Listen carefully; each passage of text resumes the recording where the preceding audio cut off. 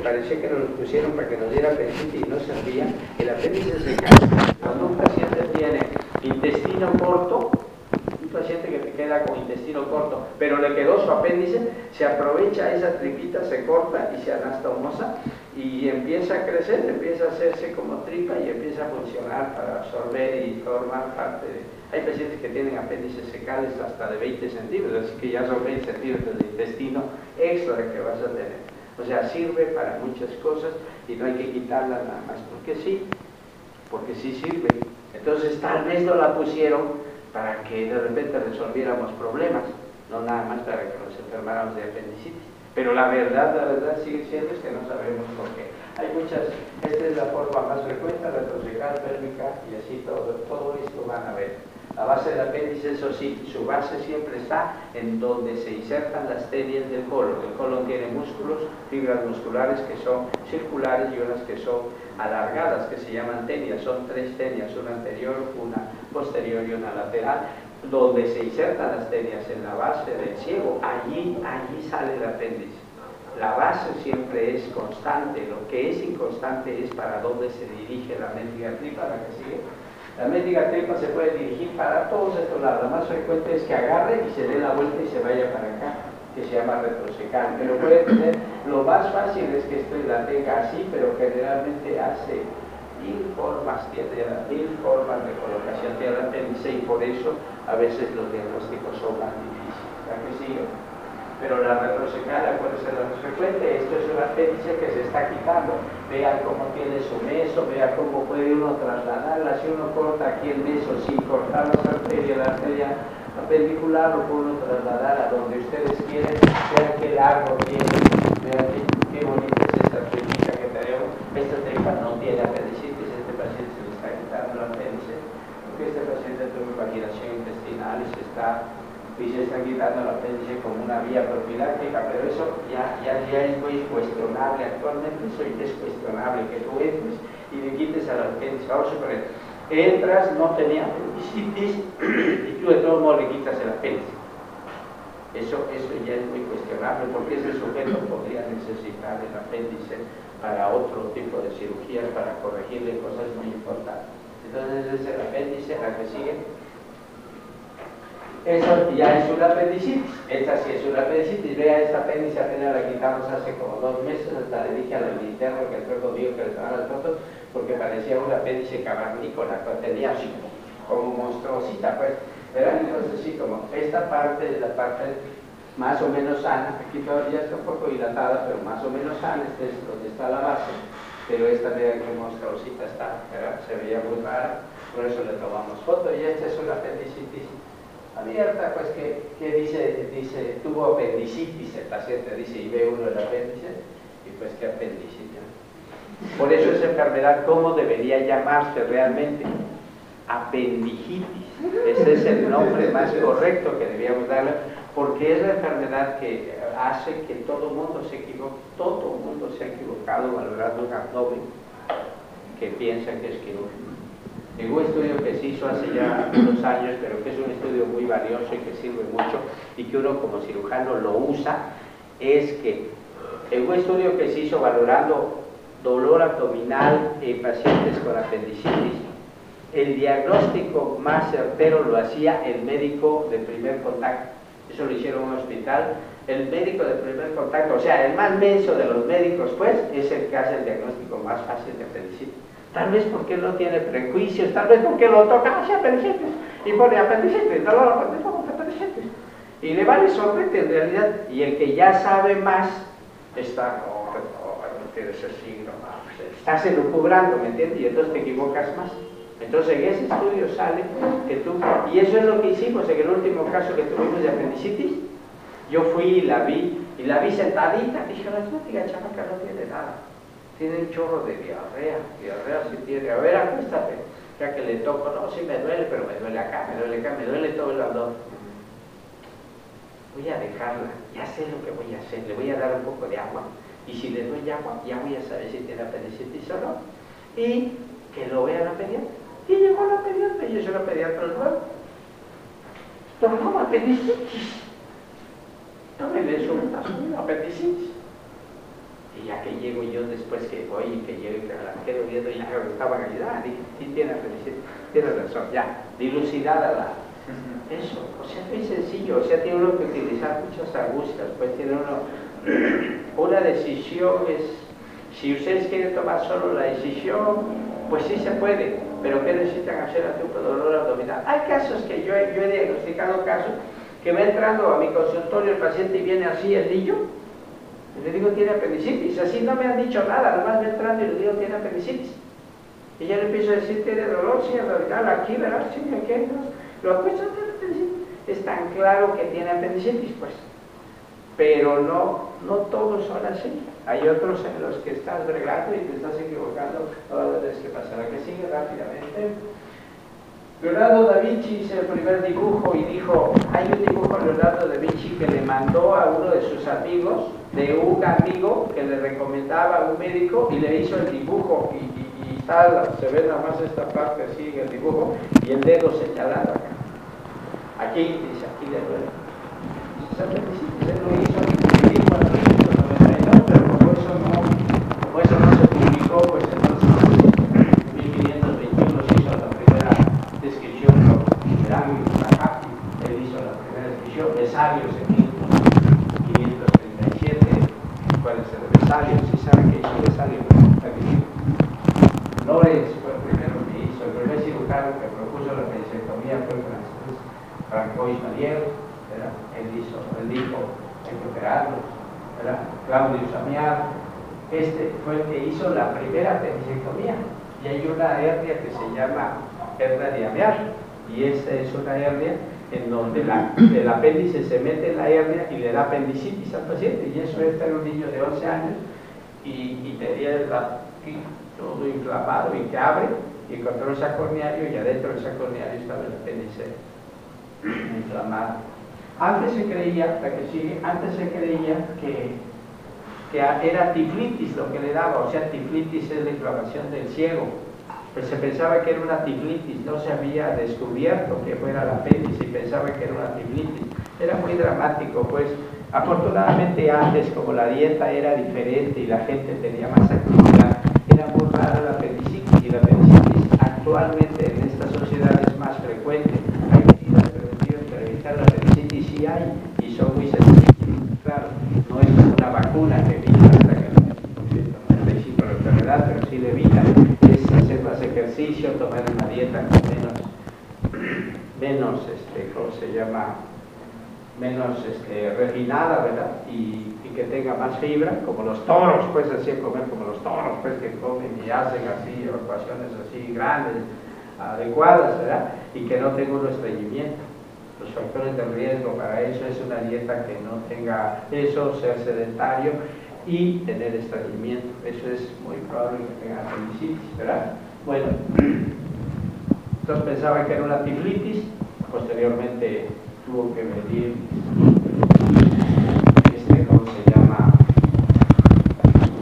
El doctor y él fue el primero que dijo no es una tiflitis, es el apéndice que se inflama primero y después se inflama todo, después ya se inflama todo, pero antes era muy dramático porque tú veías una chamaca de 21 años antes, así chulota, y de repente uno empezaba con su dolor. Estamos hablando de 1500, más o menos su mente traten de regresarla a 1500, o sea, traten de que su mente, los médicos no debemos pensar nada más en esto, pues esto es lo que nos está tocando vivir, pero antes hubo muchas cosas, mucha gente pensaba, 1886 publicó el artículo de perforación del apéndice vermijor, haciendo énfasis en que si el diagnóstico se hace temprano, el paciente está bien. 1886. Apenas, pues. Entonces ya pensaba, la gente pensaba, siempre ha pensado. Pues. Entonces esa chamaca empezaba con dolor.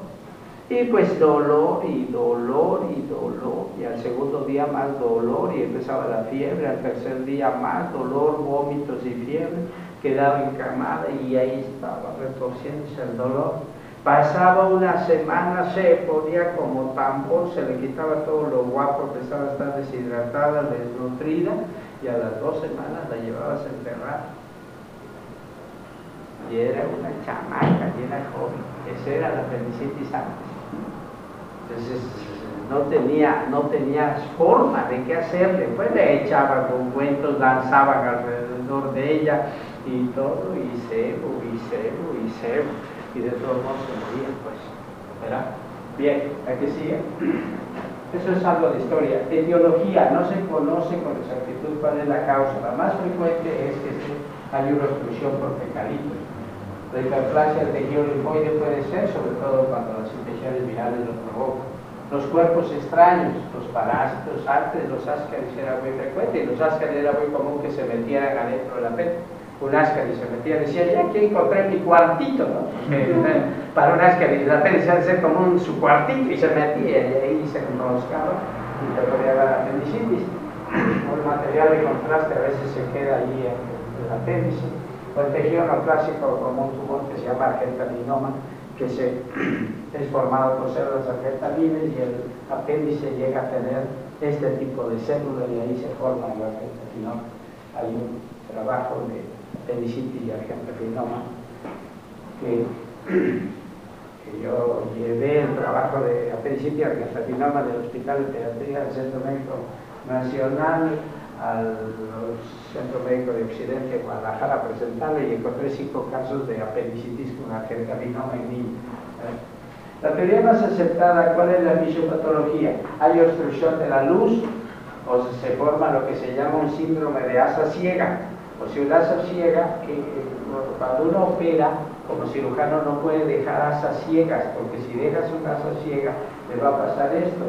Va a condicionar proliferación bacteriana, eso inicia una reacción inflamatoria, hay hiperplasia de los folículos linfoides, eso altera el drenaje linfático y el drenaje venoso, eso provoca más edema, el edema provoca obstrucción o alteración de la irrigación arterial, y eso va a producir ulceración, perforación, que puede ser cerrada o abierta. Cerrada es cuando la perforación, cuando ayer entramos en la... ¿Cómo estaba el apéndice ayer cuando entramos, para que se les quite el sueño? ¿Cómo estaba ayer? Estaba inflamada. ¿Pero cómo estaba? ¿Cómo la encontramos? ¿Cubierta con qué? Estaba totalmente cubierta con el epiplón, así cubierta. Entonces, aunque se perfora, el organismo lo que hace es protegerte, y agarra el epiplón y protege, como si yo agarrara una manta y quisiera yo proteger esta computadora, así más o menos.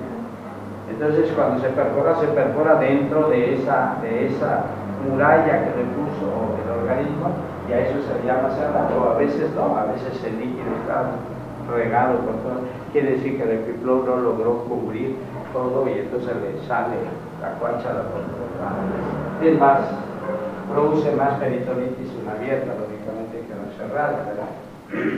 Esta secuencia, en la mayoría de los casos, el problema es que toda esta secuencia, generalmente en menos de 48 horas se desarrolla. A más grande sea el paciente, más anciano, o a más pequeño sea el paciente preescolar o lactante, más rápido es el proceso. ¿Por qué? Seguramente dicen que no hay epiplón, porque el epiplón ya no cubre bien, y por eso se perfora, produce más alteraciones y se perfora más. Aunque eso son teorías, no es algo que esté explicado. Aquí es en dibujos para que lo entiendan. Este es un apéndice normal, como está formada, cerosas, su mucosa, ¿verdad? La luz del apéndice, los tejidos linfoideos, y cómo se va inflamando, se va deformando, va creciendo, se va inflamando, empieza a haber alteraciones, y finalmente hay necrosis de una parte y se revienta en ese sitio el apéndice. La clasificación anatómica, para que se acuerden, es congestivo catarral. La primera fase, cuando hay solo alteración de la apendicitis, empieza de la mucosa a la serosa.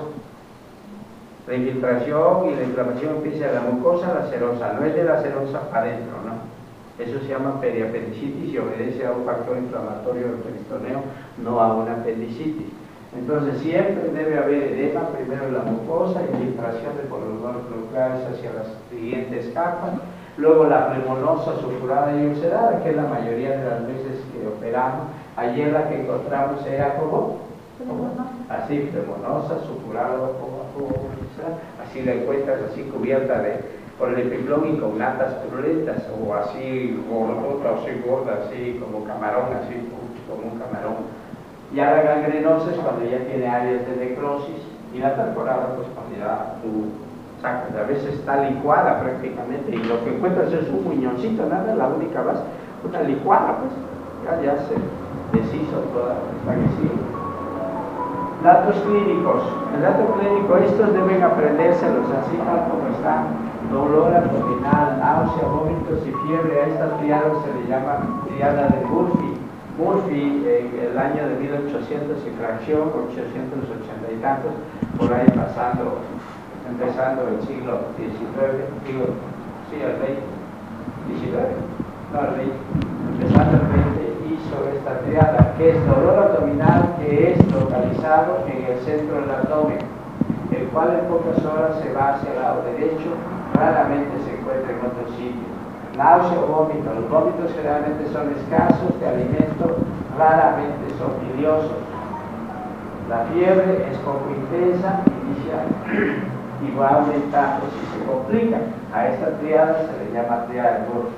Puede haber pérdida de apetito y anorexia, que sería otro síntoma, en el lactante, y en otros pacientes, en el niño puede presentar diarrea o puede tener estreñimiento, pero no hay más datos. Entonces, tienen que tener cuidado, pues no todo paciente que tiene dolor abdominal tiene apendicitis, pero sí todo paciente que tiene dolor abdominal tiene que estar pendiente de que no sea apendicitis, y sobre todo está en esas edades, escolar, adolescente o joven, ¿verdad? Exploración física. En inspección puede haber datos de sepsis, deshidratación, marcha claudicante, dolor con la tos, o cuando da saltitos, por eso a veces nos pone, a veces ve uno que en urgencia está así poniendo al paciente que haga así, es que están viendo si le duele el apéndice o no. El signo de Murphy es el incremento del dolor en la fosa ilíaca derecha cuando hay tos. El signo de Herb es cuando hay hiperestesia cutánea, o sea, cuando le duele mucho en ese sitio, hay hiperestesia, quiere decir que le duele mucho. El signo de McBurney es el punto citado, él lo dijo, McBurney pues ya puso su punto, pues que está citado 3 veces de dedo por encima de la espina ilíaca antero superior derecha, y la línea que une a esta con el ombligo. Algunos dicen que es la unión del tercio medio con el tercio externo. El signo de Bob Bloomberg es cuando le aprietas y le dejas que haga rebote, la que sigue. El signo de Sommer es aumento de la tensión, o sea, cuando sientes que tiene el abdomen duro, pues que está hipertono, en el lado derecho. El de Murphy es el dolor abdominal, náusea y vómito, ya dijimos. El de Bob Bloomberg ya dijimos que se provoca la descompresión, la que sigue. El signo de Koppe, que es del obturador, acuérdense, los músculos usan el obturador o usan el psoas, y esos son de Koppe, el signo de Koppe. El psoas, o sea, haces que el paciente meta su pierna y le va a doler, o haces que el paciente saque su pierna y le va también a doler. Y el signo de Rousing es que le comprimes aquí en el lado izquierdo, y como si estuvieras exprimiendo hacia arriba el colon descendente, y le va a doler en el lado derecho, ¿verdad? Muy bien, la que sigue. Aquí estos son los signos, los datos donde hay más dolor, el margoide en el centro y todos los demás que se han descubierto como signos de apendicitis. ¿La que sigue?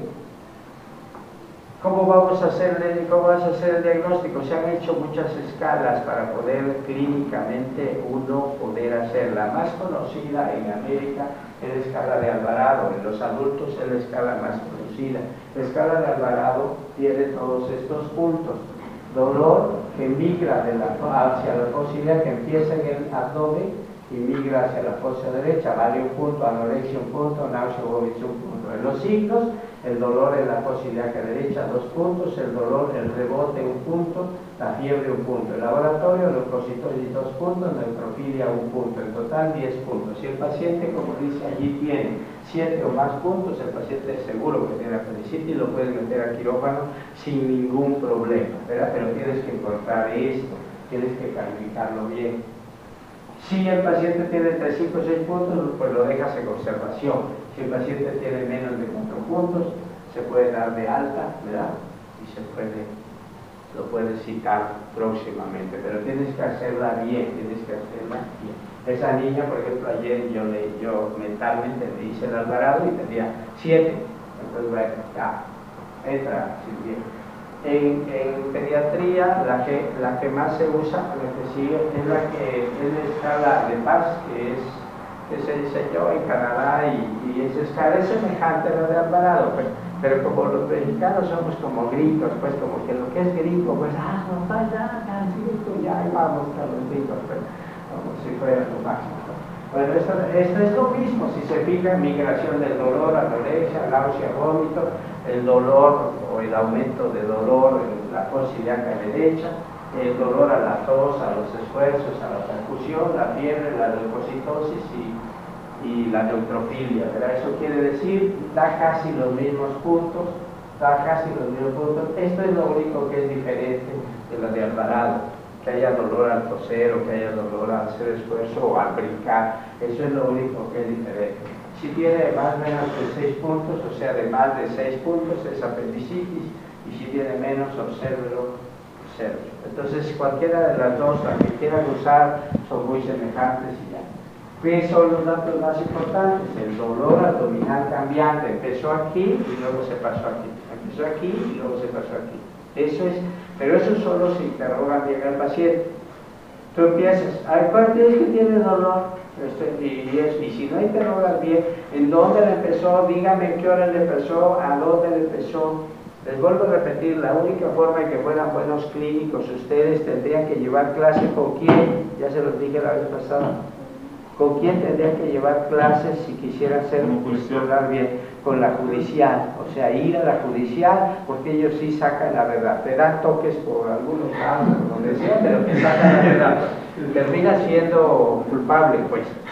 Así necesitamos ser, así con ellos debíamos ir a llevar, debemos llevar clase con 3 gentes, en la escuela de medicina, en lugar de estar perdiendo el tiempo allá en las aulas, deberían llevarnos a 3 lugares. Uno, a la judicial, para ver cómo se hace para encontrar la verdad en un sujeto, cómo le sacas la verdad a un sujeto, ¿verdad? Primero. Segundo, con los merolicos, para que veamos el poder que se tiene cuando tú estás convencido o quieres robarte a todos, pones tus culebras allí. No vine para que me compren, no me compren, no quiero que me compren, lárguense, los insultan, sáquense, ¿qué están viendo? No quiero que me compren, solo les quiero decir que esta crema y empieza, y le terminan comprando la mendiga crema, y le terminan eso. El asa centinela, este es el asa que les está diciendo, aquí está, aquí mira, aquí tengo los medios, aquí lo tengo atrapada, no lo voy a dejar ir hasta que vengas por favor y lo pegues, aquí está atrapada ¿verdad? El borramiento ligero del psoas, si vean aquí se ve mejor el psoas, aquí se ve pero como borrado, ¿verdad?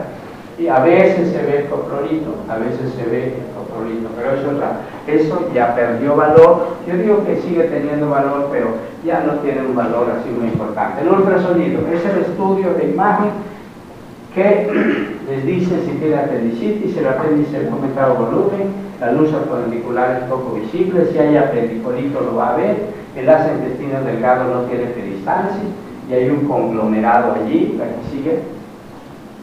El engrosamiento inflamatorio del hilo, el apéndice grosor mayor de 3 en el diámetro transverso y de 6 en el diámetro completo.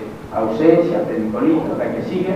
Estas son las imágenes, así se ve cuando el apéndice se corta aquí, se ve todo inflamado y si ustedes lo miden como lo están midiendo, debe medir más de 6 milímetros. Si mide más de 6 milímetros, está inflamada y es apendicitis. Y aquí se puede ver en un corte así longitudinal cómo se ve el apéndice inflamado acá, ¿verdad?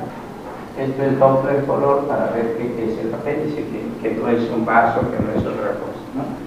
Tomografía, si les preguntan en los exámenes de posgrado, les van a preguntar, dígame cuál es ¿cómo se llama? El estudio, el estándar de oro, o el estudio más efectivo para hacer el diagnóstico de apendicitis es la tomografía computable. Das de 95 a 96 de fidelidad. El ultrasonido da 90, en buenas manos 86, 90, en buenas manos hasta 92. La resonancia magnética, en buenas, bien hecha y bien interpretada, 92, 94, se acerca mucho a la tomografía. Ahorita les voy a decir en qué casos. Engrosamiento inflamatorio del ilium, apéndice grosor mayor de 3, diámetro transverso mayor de 6, ausencia de la lúcida abdominal, alteraciones de la grasa, edema peliar. Y su sensibilidad, miren, tiene su sensibilidad. Es bruto el estudio, pues.